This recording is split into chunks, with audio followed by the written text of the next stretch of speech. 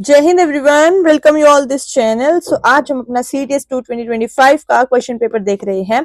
इसके already parts upload हो चुके हैं जिसमें हम आपके स्पॉटिंग एरर्स देख चुके हैं। ये देखो, ये this is the set A CDS1 2025, sorry CDS2 2025, ठीक है।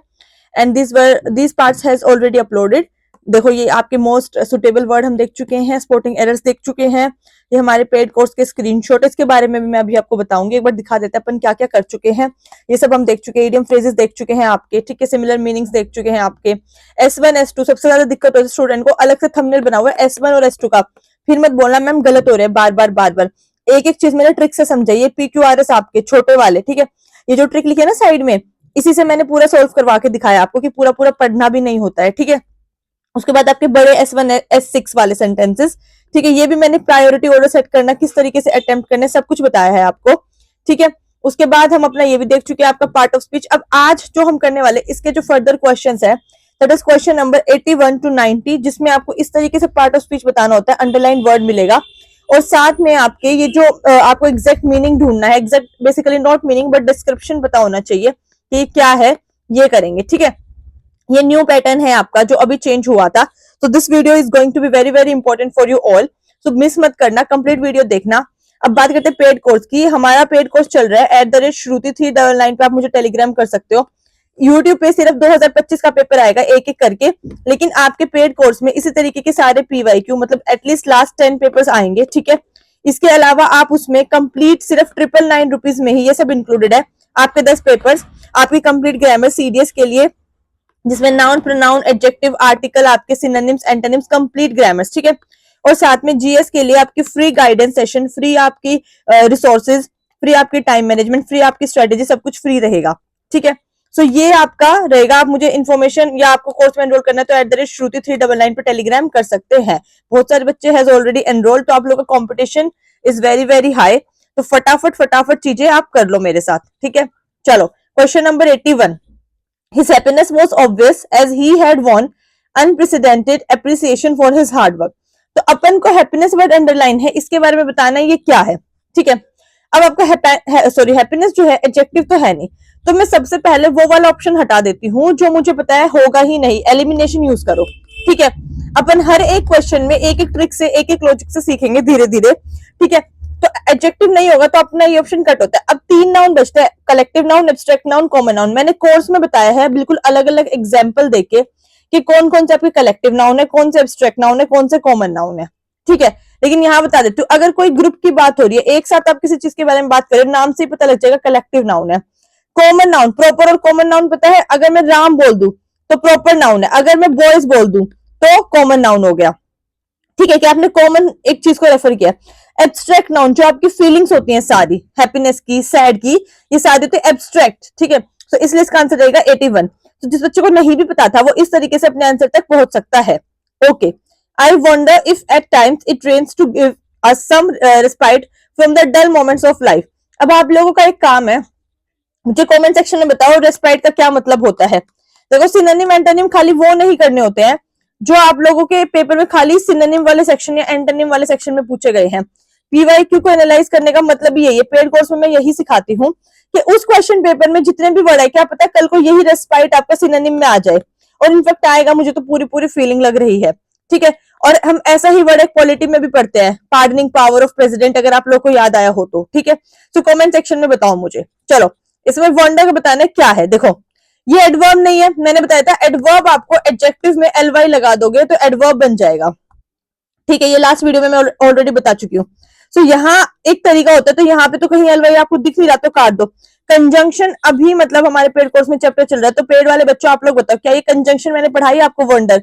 तो कंजंक्शन तो ये है नहीं। कंजंक्शन आपके दो क्लोजेस को, दो नाउन को, दो फ्रेजेस को जोड़ती है हमेशा, जैसे एंड हो गया, कॉन्ट्रास्ट में लिखोगे तो बट हो गया, इस तरीके से। सो ये वो भी नहीं है, कट गया। पार्टिसिपल अभी डिस्कस करेंगे पार्टिसिपल के बारे में। तो ये जो है ये आपकी वर्ब है, क्योंकि पार्टिसिपल भी नहीं है। अच्छा चलो, मान लो आपका ऐसे भी पता नहीं चल रहा है, ठीक है। तो मैं बता देती हूँ कैसे आप ढूंढोगे। नॉर्मल जब हम कोई भी सेंटेंस लिखते हैं तो हम कैसे लिखते हैं, सब्जेक्ट लिखते हैं, वर्ब लिखते हैं, ऑब्जेक्ट लिखते हैं, ऐसे लिखते हैं ना। सबसे पहले आपका सब्जेक्ट आता है, सब्जेक्ट वर्ब एग्रीमेंट सुना होगा आपने, या फिर आपने सब्जेक्ट वर्ब ऑब्जेक्ट सुना होगा, है ना। तो जब भी आप कोई सेंटेंस लिखोगे, सो उसमें सेंटर में आपकी आती है वर्ब, ठीक है। सो इसी तरीके से ये आपका आई तो हो जाएगा यहाँ पे सब्जेक्ट, ठीक है, और उसके बाद ये जो है आपका वंडर जो हो जाएगा ये आपका हो जाएगा वर्ब, और बाकी का आगे आप उसको ऑब्जेक्ट कंसिडर कर लो या जो भी कंसिडर कर लो, ठीक है। तो ये होता है आपका, ओके। सो ये आपकी हो गई वर्ब। अभी मैं आपको बताती हूँ पार्टिसिपल क्या होता है। एक बार आगे क्वेश्चन देखते हैं, आगे भी आएगा ये वर्ड, तो एक साथ ही एक्सप्लेन कर दूंगी मैं, ठीक है। ओके, नेक्स्ट क्वेश्चन इज अपना the manager expects every employee to do his duty, ठीक है। सो मैनेजर ने बोला कि भाई, मतलब मैनेजर ने एक्सपेक्ट किया कि वो हर एम्प्लॉय अपने अपना जो है कार्य, जो अपनी अपनी ड्यूटी है वो करे, परफॉर्म। अब देखो, इनफाइनाइट न्यूमेरिकल एडजेक्टिव, एवरी आपको क्या कुछ इनफाइनाइट, मतलब उसने कोई ऐसी बात बोली कि आपको ये लगे एडजेक्टिव है। पहली बात तो एडजेक्टिव ही नहीं है। इनफाइनाइट न्यूमेरिकल, न्यूमेरल तो छोड़ो, ठीक है, नंबर वाला तो छोड़ ही दो, ठीक है। इन्फिनिटी ऐसा कुछ उसने बोला ही नहीं है। एवरी मतलब हर एक, एवरी मतलब हर एक, ठीक है। तो इट इज एन एडजेक्टिव, ठीक है, लेकिन इन्फिनिट नहीं है ये, ठीक है, क्योंकि इन्फिनिटी में इस तरीके से वो बोलेगा आपको। देन हमारे डिस्ट्रीब्यूटिव इसमें आएंगे अभी, क्योंकि आपका आंसर है तो मैं इसको लास्ट में बताऊंगी क्यों है, ठीक है। डेमोन्स्ट्रेटिव एडजेक्टिव देखते हैं। डेमोन्स्ट्रेटिव एडजेक्टिव आपके कौन से होते हैं? दिस दैट, जो पॉइंट करते हैं किसी चीज के लिए। दिस इज अ पेन, जैसे दीज आर द पेन्स, इस तरीके से, ठीक है। सो दे आर कॉल्ड डेमोन्स्ट्रेटिव। तो ऐसा तो कुछ है नहीं दिस दैट वाला। डेफिनेट कौन से होते हैं आपके? 1 2 3 4 इस तरीके से जो डेफिनेट है। तो मैंने तीनों बता दिया क्यों तीनों नहीं हो सकते। अब ये डिस्ट्रीब्यूटिव है क्योंकि ये एवरी, हर एक एम्प्लॉय। डिस्ट्रीब्यूटिव का मतलब क्या होता है? हर एक में डिस्ट्रीब्यूट कर दो। डिस्ट्रीब्यूटिव नॉर्मल आप बताओ मुझे, डिस्ट्रीब्यूट का मतलब क्या होता है? क्या आपके पास कोई चीज है और आपने वो हर एक में डिस्ट्रीब्यूट कर दी, तो वही आपको लेके जाना है। तो हर एक, एवरी की हिंदी करो, हर एक।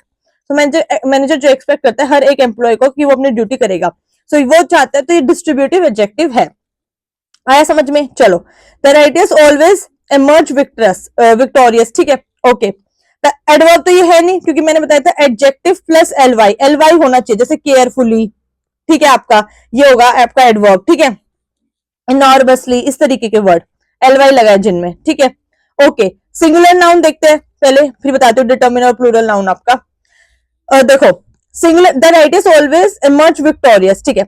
सिंगुलर नाउन ऐसा होगा जो आपको समझ में आ जाएगा, जो सिंगल फॉर्म में एग्जिस्ट करेगा, मतलब जिसको आप काउंट कर सकते हो 1 2 3, मतलब सिंगल होगा वो चीज, ठीक है। 1 बॉय, ऐसे।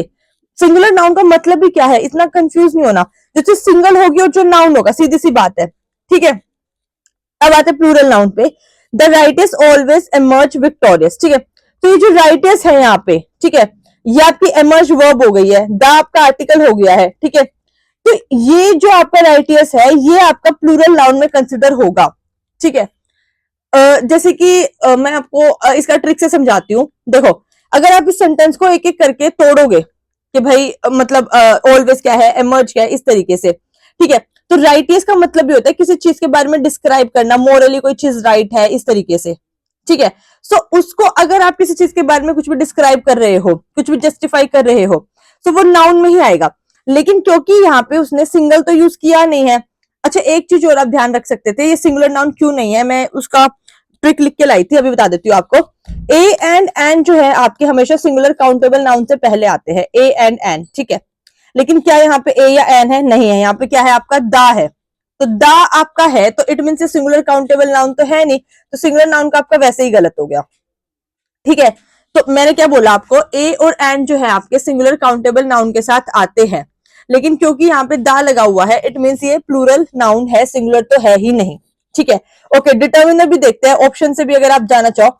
डिटर्मिनर्स जो आपके वर्ड होते हैं वो ये होते हैं आपके सम हो गए, ठीक है, जो किसी चीज को जो नाउन के पहले आएंगे लेकिन वो किसी चीज को स्पेसिफाई करेंगे, ठीक है, डिटरमाइन करेंगे।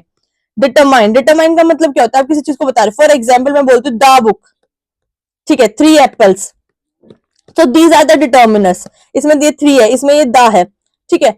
ये किसी चीज को पॉइंट कर रहे हैं, डिटरमाइन कर रहे हैं, तो that is why they are called determiners. तो अब इसने राइटियस बोला है, अब ये डिटर्मिनर तो है नहीं, तो अगर ऑप्शन से भी एलिमिनेट करते तो आपका आंसर हो जाएगा प्लूरल नाउन, ठीक है, ओके। अच्छा, इसमें अभी पार्टिसिपल वर्ड नहीं आ रहा तो यहाँ पे छूट ना जाए इसलिए मैं यही बता देती हूँ। पार्टिसिपल आपके 2 होते हैं, एक होता है प्रेजेंट पार्टिसिपल, एक होता है पास्ट पार्टिसिपल, ठीक है।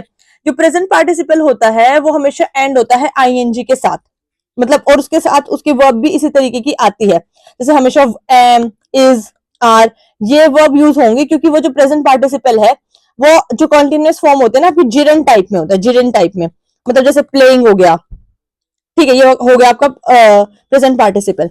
जो पास्ट पार्टिसिपल होगा वो ईडी वर्ड के साथ एंड होगा, ईडी वर्ड के साथ, तो वर्ब भी उसके साथ क्या आएगी, हैव आएगी, इस तरीके के वर्ड्स आएंगे, ठीक है। सो पार्टिसिपल आपका बेसिकली आप बस इतना समझ लो, अगर उसमें जैसे राइटिंग है तो अगर ये आईएनजी वाला वर्ड है तो ये प्रेजेंट पार्टिसिपल्स में आ जाएंगे, ठीक है। अगर उसमें फॉर एग्जाम्पल रिटर्न है तो ये आपका ईडी या third form of the verb आ रही है ना, तो ये आपका हो जाएगा पास्ट पार्टिसिपल, ठीक है, समझ में आ गई बात। तो यहाँ पे आपका कहा गया वो पार्टिसिपल वाला क्वेश्चन, ये रहा। तो ये वंडर है, यहाँ पे ऐसा कुछ तो हो नहीं रहा है, ना प्रेजेंट पार्टिसिपल है ना पास्ट पार्टिसिपल है, इसलिए हमारा आंसर है वर्ब। तो मैं एक एक ऑप्शन को आपको एक्सप्लेन कर चुकी हूँ, मैं ये भी बता चुकी हूँ कि ये 3 क्यों नहीं होंगे, ठीक है। तो अगर आपको एग्जैक्ट आंसर पेपर में नहीं पहुंच पाए बाय चांस, ठीक है, वैसे तो मैंने इतना एक्सप्लेन किया कि आपको आंसर पता होना चाहिए, बट स्टिल आप ऑप्शन एलिमिनेट करके पहुंच जाओगे। Then it rained every day during the month of August, ठीक है। अब आप ये मत सोचना यहाँ भी एवरी आया था तो यहाँ भी एवरी आया था, तो ये सेम सेम एवरी है, होने को हो भी सकते हैं, नहीं होने को नहीं भी हो सकता है, बट यहाँ आपने एक बात नोटिस करनी है, यहाँ भी आपका एवरी एडजेक्टिव में था और यहाँ भी आपका एवरी एडजेक्टिव में है, तो किसी बच्चे को इतना भी पता होगा कि एवरी हम एडजेक्टिव के लिए यूज करते हैं। इसका रीजन है, देखो रटना नहीं है आपको, जब हम अपना सेंटेंस फ्रेम करते हैं ना, तो एडजेक्टिव आपके वो वर्ड होते हैं जो नाउन को स्पेसिफाई करते हैं और वो नाउन के हमेशा पहले आते हैं, before the noun. So day आपका क्या है, नाउन है, इसलिए मैंने अलग से लिखा हुआ है। तो जब डे आपका नाउन है तो एवरी जो भी उससे पहले आएगा, मतलब नाउन से पहले एडजेक्टिव आएगा, ए एंड दा अगर लगा होगा तो आर्टिकल आपको पता ही चल जाएगा, अदरवाइज वो एडजेक्टिव ही है। एडवर्ब कब होता है, जब एडजेक्टिव में आपके एलवाई लगा देते। प्रोनाउन आपको पता है ही शी ये सारे होते हैं, कंजंक्शन आपको पता है दो सेंटेंसेस को जोड़ते हैं, एंड बट सो येट ये सारे होते हैं। तो एवरी क्या बच्चा आपका एडजेक्टिव। अब बताओ मुझे कहां आप कैसे क्वेश्चन गलत कर देते हो, ठीक है। अब हम आगे आते हैं, इसमें हमें क्या होता है, given below are sentences that use discourse, discourse मतलब एडजेक्टिव ही होता है, जिसकी विशेषता बता रहे हैं, मार्कर्स एक्सप्रेशन कुछ भी बोल लो, तो हमें वो इसमें फिलअप करके कंप्लीट करना है, बस ये कहना चाह रहा है, ठीक है। ये न्यू पैटर्न बेस्ड है सारा, ठीक है। फिर मत बोलना मैम हमसे क्वेश्चन अटेम्प्ट नहीं हुए, एक एक क्वेश्चन को बिल्कुल तोड़ तोड़ के बता रही हूँ। देखो I must dash ask for tolerance from the board. So I, अब एक एक वर्ड, अब मैं एक एक वर्ड समझाती हूँ आपको। आई मस्ट, डज आस्क क्यों होगा, डज मतलब हम तब लगाते हैं आपने कोई बात बोली, ठीक है, एंड देन आपने उसको आंसर दे दिया कंक्लूजन फॉर्म में, ठीक है, किससे बताया ये हुआ और इसलिए, और ये कंक्लूजन इसलिए ऐसा हो गया, जैसे हम ऐसे नहीं बोलते दस इट हैपेंस, ठीक है। तो आप पेपर में ऐसे सोचना लॉजिकली, तो दस तो आएगा ही नहीं क्योंकि यहाँ उसने कोई कंक्लूजन नहीं दिया आगे। फॉर एग्जाम्पल क्यों बताओगे, क्या आपको कोई एग्जाम्पल दिख रहा है, नहीं। लाइकली के साथ हमेशा टू आता है, लाइकली आपका बेयर इन्फिनेटिव की तरह काम करता है, सो टू आता है, उसके आगे मतलब टू प्लस वर्ब की फर्स्ट फॉर्म आती है। सो यहाँ पे कहीं टू दिखाई नहीं दे रहा तो लाइकली भी नहीं आएगा, ठीक है। फिक्स प्रीपोजिशंस में भी पढ़ाया जाता है इसको। So I must therefore ask for tolerance from the board, कि भाई आई मस्ट मुझे, देयरफॉर मतलब कि एक तरीके से पूछना चाहिए टॉलरेंस के लिए। तो जब आप तीन ऑप्शंस को एलिमिनेट भी कर देते हो तो भी आपके पास ऑप्शन बचता है देयरफॉर का, ठीक है। चलो, dash eloquent expression of this scepticism can be found in the high theory remove from the reality. अब देखो, मुझे पता है आधे बच्चों को तो सेंटेंस ही समझ में नहीं आएगा, बट कोई बात नहीं, मैं आपको समझाऊंगी क्योंकि मैं हूं किस लिए, इसलिए हूं ना आप लोगों को समझाने के लिए, ठीक है। तो देखो, अनएंगेजिंगली समवट इंडीड फॉर्चुनेट, अब दोबारा पढ़ो, डैश ये भूल जाओ, ये इसने सिर्फ डिस्क्रिप्शन दिया, एलोक्वेंट एक्सप्रेशन छोड़ दो इसको, सीधा पढ़ो, dash expression of this scepticism can be found in the high theory remove from the reality. मतलब उसने एक थोड़ा फ्रेज के फॉर्म में यूज किया है कि भाई ये जो एक्सप्रेशन है ये मिल सकता है आपको कि can be found in the high theory remove from the reality, reality से हट के एक तरीके से वो कहना चाह रहा है, ठीक है। तो कोई भी एक्सप्रेशन की अगर वो तारीफ कर रहा है तो अनएंगेजिंगली, आप बताओ ये सेंटेंस पढ़ के आपको पॉजिटिव इतना तो पता चल रहा है ना, पॉजिटिव फील तो आ रही है ना, ये पॉजिटिव सेंस है, ये तो पता चली गया ना, छोड़ो आपको पेपर में मतलब नहीं पता है क्योंकि मैं आपके लेवल पे आके समझाना चाहती हूँ आपको। तो अनएंगेजिंगली नेगेटिव वर्ड हो गया तो नहीं आएगा। सम वर्ड भी आपका एक तरीके से नेगेटिव ही हो गया क्योंकि जब हम कोई सिचुएशन डिस्क्राइब करते हैं कि सम वर्ड फिर ऐसा हो गया तो थोड़ा हम नेगेटिवली बताते हैं उसके बाद बात को, सो ये भी नहीं आएगा, ठीक है। फॉर्चुनेट, फॉर्चुनेट का यहाँ मतलब नहीं है, वो एब्रप्ट हो जाएगा बिल्कुल, ठीक है। ये फॉर्चुनेट एक्सप्रेशन क्यों, फॉर्चुनेट देखो आप कोई इंसिडेंट बता रहे हो, ऐसे बोलते हो अनफॉर्चुनेटली फिर उसकी फैमिली में ये हो गया, ठीक है, अनफॉर्चुनेटली फिर उसको मार पड़ी, फॉर्चुनेटली उसका सिलेक्शन हो गया एग्जाम में, है ना। तो यहाँ पे उस फॉर्चुनेट अनफॉर्चुनेट का कोई मतलब ही नहीं है। Indeed is the correct answer, Indeed का मतलब होता है रियली, तो रियलिटी से ये संबंधित है, रियलिटी से ये आपका जुड़ा हुआ है। So indeed elegant expression of this skepticism can be found in the high theory removed from the reality. और यहाँ reality की ही बात हो रही है. So similar जिस बच्चे को इतना भी पता था ना कि indeed का मतलब होता है really, so reality को देखते ही indeed मार्क करेगा, लेकिन still मैंने बता दिया unengagingly आपका नेगेटिव वर्ड है. समवर्ड भी इसी तरीके से यूज किया जाता है. फॉर्चुनेट का यहाँ पे दूर दूर तक कोई लेना देना नहीं है, सो वो भी नहीं होगा. ठीक है, तो एलिमिनेट करके आप आंसर तक पहुंच गए. I shall consider dash the narrow lines of argument articulated by philosophers. ठीक है, ये वाला था आपका जिसमें इन्होंने थोड़ा इस तरीके के फॉरेन वर्ड्स आपके डाल दिए हैं, बट से जेनेसिस का मतलब यूनिक होता है, लेकिन स्टिल मैं मान लेती हूँ आपको पेपर में नहीं पता था, तो आप 2 मिनट के लिए इसको तो भूल ही जाओ. ठीक है, ओके. न्यू वर्ड्स जो होते हैं ना मोस्टली वो आपके लास्ट में छेड़ा करो उनको, पहले अपने ये वाले वर्ड लगा लगा के दिखा करो. ठीक है, so I shall consider dash the narrow lines of argument articulated by philosophers. तो I shall consider matter of fact आप बोलोगे नहीं, क्योंकि मैटर ऑफ फैक्ट बोला जाता है जब आपको इसके बाद फैक्ट बोलने जा रहे हो. भाई उसके बाद आपने बोला ना कि this is the matter of fact this this this, के भाई सन हमेशा ईस्ट में राइज करता है, तो कोई फैक्ट तो आपने बोला नहीं, इसके बाद तो वो तो आएगा ही नहीं, नाम से ही पता चल रहा है ना.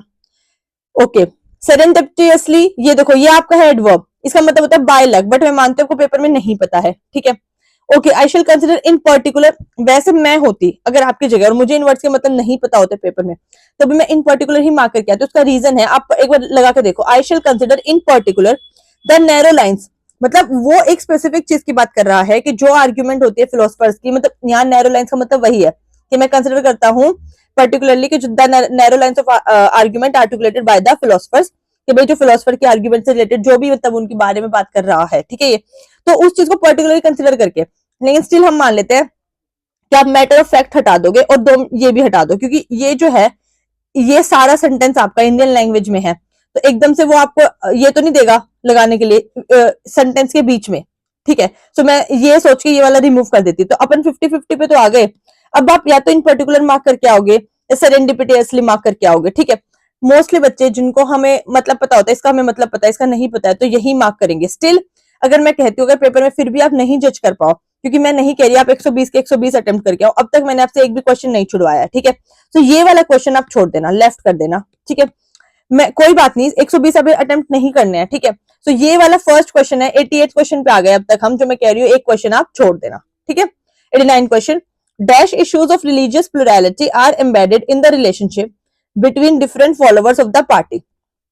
समवट देखो आ गया नेगेटिव, समवट आपका नेगेटिव. तो यहाँ पे ये बात कर रहा है कि आपके जो इश्यूज होते हैं रिलीजियस प्लुरैलिटी के, एम्बेडेड होते हैं रिलेशनशिप में between different followers of party के बीच में, कि अगर ये हिंदुइज्म के फॉलोवर्स हैं पार्टी के तो ये इसको मानेंगे. ठीक है, ये एग्जाम्पल क्रिश्चियनिटी के तो ये इसको मानेंगे इस तरीके से. ठीक है, तो ये सेंटेंस एक पॉजिटिव बात बोल रहा है अपने आप में कि भाई ठीक है, हर डिफरेंट पार्टी का जो फॉलोवर है वो अपनी अपनी पार्टी की आइडियोलॉजी से, रिलीजियस प्लुरैलिटी से अग्री करता है. सीधी सी बात है, जो जिस धर्म का है उसकी आस्था उसमें है. ठीक है, चाहे वो किसी भी धर्म का है, हम सब धर्म की रिस्पेक्ट करते हैं. That is why India is a secular country. ठीक है, तो समवट हो गया आपका नेगेटिव. तो जब सेंटेंस पॉजिटिव है तो आप उसमें नेगेटिव फिलर नहीं कर सकते. ठीक है, तो समवट गलत हो जाएगा. देन हम आते हैं अनएक्सपेक्टेडली. इसका कोई मतलब ही नहीं है यहाँ पे. आप क्या बोलोगे? Unexpectedly issues of religious plurality. नहीं, क्यों? आपको तो पता है ना, एक्सपेक्टेड है ना ये चीजें कि भाई जो जिस धर्म का आदमी है वो उसी धर्म को मानेगा, तो ये एक्सपेक्टेड है, ये अनएक्सपेक्टेड नहीं है. आपको ऐसे पेपर में सोचना, मैं आपको सोचना सिखा रही हूँ. ठीक है, ओवर मच का दूर दूर तक कोई लेना देना नहीं है. ओवर मच इश्यूज ऐसे थोड़ी होता है. तो लास्ट ऑप्शन क्या बचा जिनको आंसर नहीं पता था? Significantly issues. ये सिग्निफिकेंट है, इंपॉर्टेंट है. सिग्निफिकेंट को आप यहाँ एक तरीके से इंपॉर्टेंट से रिलेट कर सकते हो कि जो आपके इंपॉर्टेंट इश्यूज है रिलीजियस प्लुरैलिटी के, वो एम्बेडेड है relationship between different followers of the party. Last option ये पॉजिटिव भी है, सेंटेंस भी हमारा पॉजिटिव है, तो डबल रीचेक हो गया. अब इसको फिल कर सकते हो आंसर में. Then dash we can take records to what I call an argument from ordinary life. ठीक है, ओके. ये सारे आपके एक तरीके से क्या है? एडजेक्टिव, सॉरी एडवर्ब है, क्योंकि एडजेक्टिव में आपके नाउन लगा हुआ है. एग्रीवली, फाइनली, फेटली, एक्सेप्टेबली. ओके, अब यहाँ आपको सेंटेंस पढ़ के ही पता चलेगा. देखो, dash we can take records to what I call an argument from ordinary life. ठीक है, सो आपको तो सब लगेगा कि अग्रीवली भी आ सकता है, फाइनली भी आ सकता है, बट नहीं. देखो, ये एक एंडिंग स्टेटमेंट की तरह है ये लाइन कि भाई dash we can take records to, कि अब हम ऐसा एक तरीके से बोल सकते हैं या कहा जा सकता है what I call an argument from ordinary life, कि भाई ये एक, इसको हम बोल सकते हैं कि भाई ये एक आर्ग्यूमेंट है एक नॉर्मल लाइफ से रिलेटेड या उससे उसके ऊपर. ठीक है, सो ये बात अब कब बोलोगे? लास्ट में बोलोगे ना, फाइनली. कि भाई finally we can take recourse to that what I call an argument from ordinary life, इस तरीके से। ठीक है ना, अग्रीवली क्यों नहीं आएगा, क्योंकि आपने किसी चीज पे अग्री नहीं किया। क्या आप किसी चीज पे यहाँ पे अग्री कर रहे हो, yes I agree this, yes I agree that, एक तरीके से मैं समझाना चाह रही हूँ आपको। ठीक है, नॉट इन पर्टिकुलर सेंस। ठीक है, एक्सेप्टेबली नहीं आएगा क्योंकि आप कोई चीज एक्सेप्ट थोड़ी कर रहे हो। क्या आप मुझे बताओ इस सेंटेंस में आपको कोई ऐसी सेंस आ रही है कि आप कोई चीज एक्सेप्ट करो। ओके, फेटेलिटी या फेटेली क्यों नहीं आएगा, इसका मतलब होता है घातक, एक तरीके से नेगेटिव वर्ड है, बहुत ज्यादा डेथ से रिलेटेड हो गया, घातक रूप से रिलेटेड हो गया। तो ऐसा तो इसमें कोई बात की नहीं गई है ना। तो इसलिए हमारे पास एलिमिनेट करके भी जो लास्ट ऑप्शन बचता है वो आपका बचता है फाइनली। ठीक है, और रिकोर्स का मतलब भी मैं आप लोगों को बता देती हूँ, अ सोर्स जो आपकी हेल्प करे डिफिकल्ट सिचुएशन में। रिकोर्स, कोर्स याद रखना, वो कोर्स जैसे आपका ये सीडीएस का कोर्स है 999 रुपीज का, जिसमें हम कंप्लीट आपकी ग्रामर कर रहे हैं सीडीएस के लिए, सिनोनिम एंटोनिम पीवाईक्यू कर रहे हैं। सो कोर्स हो गया या सोर्स हो गया that helps in difficult situations. ठीक है, सो वो होता है आपका रिकोर्स। ओके, ठीक है, सो यहाँ इसलिए आपका आंसर होता है फाइनली। सो आज की वीडियो को हम इतना ही रखते हैं, नेक्स्ट पार्ट में हम अपने ये वाले करेंगे क्योंकि नहीं तो वीडियो ज्यादा लंबी हो जाएगी। ठीक है, आपका लूज लूज, ये जो सेम आपके साउंड वाले वर्ड होते हैं ना, क्या आपका वर्ब है क्या एडजेक्टिव है, इनको भी मैं इसी तरीके से एलिमिनेट करके ट्रिक्स के साथ, टिप्स के साथ, लॉजिक के साथ बताऊंगी। ठीक है, कि आप पेपर में, मैं सोचती हूँ आपके लेवल पे जाके बिल्कुल, कि अगर अभी मैं आपके लेवल पे हूँ और मैं पेपर सॉल्व कर रही हूँ एग्जाम प्रेशर में, एग्जाम हॉल में बिल्कुल, तो हम कैसे अटेम्प्ट करेंगे। इसलिए मैं इतना टाइम ले लेके आपको बताती हूँ, नहीं तो देखो ये सिर्फ 10 क्वेश्चन है, मैं चाहूँ तो सिर्फ ऐसे 10 एक्सप्लेन करके नॉर्मल निकल जाऊं, लेकिन मैं चाहती हूँ जेन्युइनली आप लोग की हेल्प करना। ठीक है, और जिसको एटलीस्ट ऐसे 10 पेपर करने हैं, ठीक है, लास्ट ईयर्स के, वो मुझे @Shruti399 पे टेलीग्राम कर दे। उसमें हम सिर्फ पीवाईक्यू ही नहीं, आपका कंप्लीट ग्रामर का कोर्स, इंग्लिश का कंप्लीट सीडीएस का कोर्स कर रहे हैं, noun pronoun adjective adverb synonym antonym बिल्कुल कंप्लीट कर रहे हैं।